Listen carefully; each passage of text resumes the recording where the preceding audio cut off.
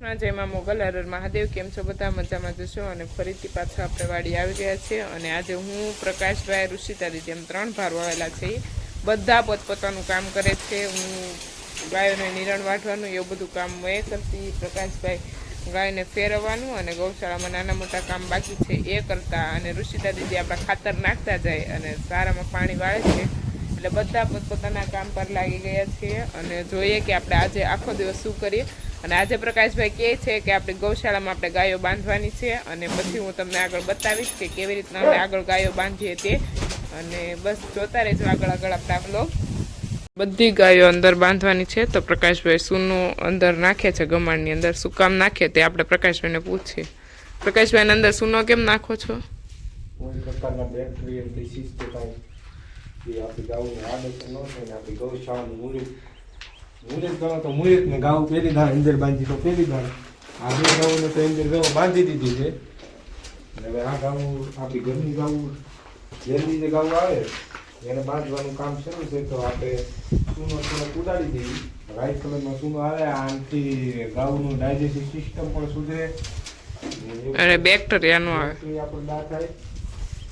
એટલે પ્રકાશ નંબરમાં કે આપણે ઠંડુ વાતાવરણ ગાવી રાખે। આ જે તમે અમુક ગૌશાળામાં જોયું છે કે કુંડીની અંદર વ્હાઇટ કલરની કુંડી હોય કે એ કઈ ઘોડો કલર નથી હોતો, એ આ સૂનો જ હોય છે। સૂનો લગાવીને પછી પાણી ભરે ને એટલે ગાય સેમ મળી રહી।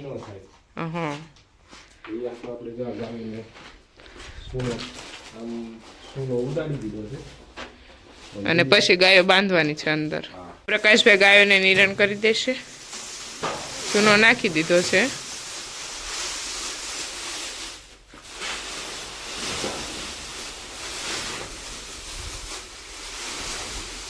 તો અત્યારમાં પ્રકાશભાઈ બધી ગાયોને નિરણ કરી દીધી છે ગમણમાં અને આ બધી ગાયોને આજે ફર્સ્ટ વખત આપણે અંદર બાંધવાની છે।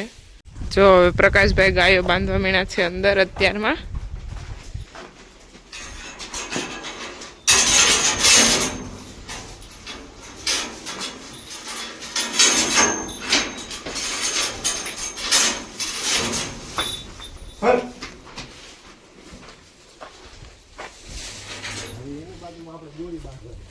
गोरी गोरी को बांधने का है। प्रकाशभाई बधी गायो अंदर बांधी दीधी है और फर्स्ट वक्त तमने आ ब्लॉग गायों में जोवा मळशे केम के गायों में बांधी थी काले बेस अंदर बांधी ली थी और आज बधी गायों अंदर बांधी है और फाइनली अपनी नानकड़ी एवी गौशाला थई गई है तैयार। और प्रकाशभाई ज बनावेली है ने आ खुदे ज बनावेली है प्रकाशभाई। अने जोवो तमे प्रकाशभाई सामे गायों सरखी करे छे। आ बधी गायों निरण पण करी दीधी छे, बांधी पण दीधी छे अने बे गायों आपणे आ बाजू छे त्यां पण एने माटे गमाण बनावेली छे प्रकाशभाई। अने केवुं लागे छे प्रकाशभाई तमने अंदर गायो बांधीने? नानी गौशाळानी शरूआत अमे फाइनली गाइस करी दीधी छे। जो तो अमे तमने આગળ બતાવશો શું કરશી નવા નવા અપડેટ બધું હતું કે ગૌશાળા બનાવવાનું દાદી એવી જ બનાવવાની હતી પણ ખુદની ગૌશાળા બનાવી એટલે હવે આપણે જે રીતે જે બધા આવે આપણે કામ કરી શકીએ। અને પ્રકાશભાઈ ફાઇનલી રેડી કરી નાખી છે એની ગૌશાળા અને આવી કંઈક બનાવી છે થોડાક ટાઈમ માટે અને પછી ધીમે ધીમે કેવું થાય આગળ આપણે શું નવા અપડેટ આવે તે જોશું। અને અહીંયા પણ જાળી ફિટ થઈ જશે અને અહીંયા છે ગેટ અને અહીંયા બે બાજુ ગેટ છે અને પેક કરી દેવાની।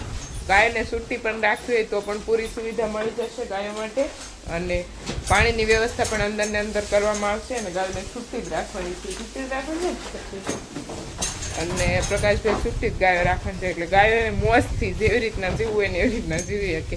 અને અલગ અલગ પ્રકારની નિરણો બધી અંદર નાખવામાં આવશે અને એ બધું ધીમે ધીમે થઈ રહ્યું છે અને બસ જોઈએ કે પછી શું કરીએ તે આગળ। આપણે બધી ગાઉ અંદર બાંધી દીધી છે। ત્રણ ગાઉ આ સાઈડ ગાભણિયું તો એની ઓલી સાઈડ, દૂધણિયું તો એની આ સાઈડ ને હજી ઘેરે કાલી ગા વિયાણી એ ઘરે છે એ આવી જાય ટૂંક સમયની અંદર। હજી તો આપણે શરૂઆત જ ગૌશાળાની કરી છે નાની કે આપણી જે તૈયારી મેનેજમેન્ટથી કરવાના છે। આપણા મેનેજમેન્ટ જેટલી ગાઉનું છે એટલી ગાઉ જ આપણે કરવાની છે, એ કોઈ પણ ગા વધારવાની થતી નથી। આપણી ગાઉ 10 થી 12 ગાઉની કેપેસિટી છે એ પ્રમાણે જ આપણે ગાઉ લઈશું અને એવી રીતના જ મેનેજમેન્ટ કરશું। જો આ અમારી મોરલ બીમાર પડી ગઈ છે અત્યારે તો જો એનું શરીર હાવ ગળી ગયું છે અત્યારે એની પણ સારવાર શરૂ છે।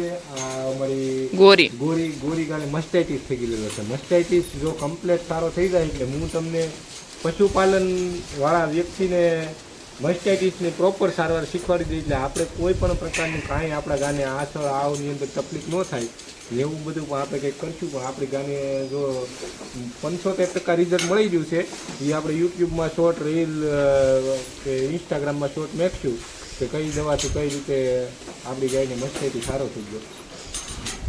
વાગી ગયા છે 3 અને આપણે પણ જમી અને સુઈ ગયેલા હતા અને આપણી ગાયો પણ જો બધી મસ્ત બેઠી છે આજે આપણી ગૌશાળામાં.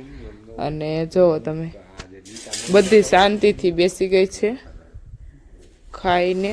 અને હવે બસ આપણે પણ જાગી ગયા તો આપણી ગાયો પણ જાગવા માંડી છે. જાગે લીધું એ હું કેવી વાત અને બસ હવે જોઈએ કે આપણી ગૌશાળામાં પહેલો દિવસ છે આજે બાંધવાનો. બાકી તો આપણે ઓલી બંને નવી ગાયોને બાંધતા, બાકી આ ગાયોને જે આજે ફર્સ્ટ વખત જ બાંધી છે. અને સવારમાં ગાયો અહીંયા બાંધેલી હતી તો અત્યારમાં આપણે સફાઈ કરવાની છે. અને પ્રકાશભાઈ અત્યારમાં દિવસું જોવા મને આપણા ઋષિતા દીદી પાણી વાળે છે ત્યાં જવાનું છે. અને આપણી વાડીમાં થોડુંક કામ પણ ચાલુ છે પાણી વાળવાનું. અને હળદર કાપવાનું કામ ચાલુ છે. અને એ હળદર કાપે ને ગાઈશ હું તમને આગળ બતાવીશ. અરે હળદર કટિંગ થાય છે કેમ કે અમારી ઘરે હળદર કાપી ત્યારે હું સુરત હતી એટલે અમારી વાડીમાં જે પાર્ટનર ભાઈ એ લોકો હળદર કાપે છે ને એ હું તમને બતાવી. અને આવી રીતના અમે બાફીને સકડા કરીને સૂકવી એમ તમામ નામ સૂકવું તો આવા કંઈક સકડા કરેલા છે. અને બસ કંઈક આવી રીતના હળદરના સકડા કરી અને સૂકવી અને પછી દળાવે છે. આ લોકો બાફી નથી, અમે બાફી અને સકડા કરી અને પછી સૂકવીએ. ડાયરેક્ટ વોશ કરી અને સકડા કરી નાખ્યા છે. અને એને એવી રીતના કટિંગ કરી. બધા અલગ અલગ રીતના કરતા હોય હળદરની સુકવણી. અને બસ હવે જઈએ છીએ રુચિતા દીદી આપણા જ્યાં પાણી વાળે છે ત્યાં પાણી વાળવાનું કામ છે ચાલુ. અને સામે આપણા ઋષિતા દીદી બેઠા છે તમને દેખાતા હોય તો. અને બસ ઋષિતા દીદી પાસે આટો મારી આવી અને પછી આપણે પણ કામ છે એ આપણું કામ પણ પૂરું કરી નાખીએ.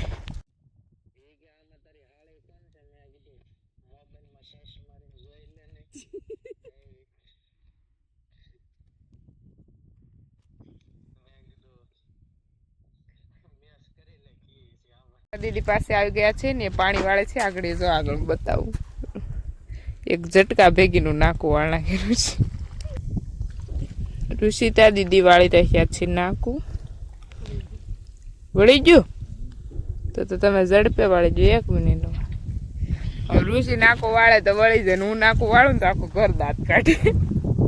એટલે આપણે પાણી વાળવા ક્યારેક ખાલી આવ્યા હોય બાકી આપણે વાળીએ નહીં ગાઈશ કેમ કે પાણી નાકું વાળીએ ને બધા દાંત કાઢે એટલે આપણે પાણી વાળવા ના. ઋષિ દીદી સવારના આજે સારામાં પાણી વાળે છે અને સવારનું કામ ચાલુ જ છે સારામાં પાણી વાળવાનું. અને હવે એવું લાગે છે કે હવે એક દિવસ ખાલી સરખી લાઈટ રહે ને એટલે આપણે સારો પી જાય પૂરેપૂરો એટલે પછી કામ પતે. અને પછી બીજું કામ કંઈક લેશું નવીન. કદાચ તો આમાં ખાતર ને એવું નાખવાનું છે, દવા છાંટવાની છે એવું કંઈક છે. દવા છાંટવાની છે ને એવું કંઈક કામ છે આમાં.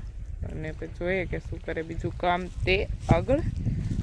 તો આજનો દિવસ તમને ખબર જ છે કેવો ગયો અને આજે શું કામ કર્યું કેમ કે અમે 3 જ ભારો આજે વાડીએ હતા. અને બસ અત્યારમાં 3-4 વાગી ગયા છે. અને હજી આપણી રાધા વૈયાણી છે એની વાસળીનું કોઈ જ પ્રકારનું નામ હજી નથી પાડ્યું કેમ કે હજી મીનાક્ષી દીદી કે સારું આપણે નામ પાડવું છે. પણ હજી કોમેન્ટમાં જોયા પણ હજી મીનાક્ષી દીદીને નામ ધ્યાનમાં આવતું નથી. અમને ખબર નથી કે એને કેવું નામ રાખવું એવું.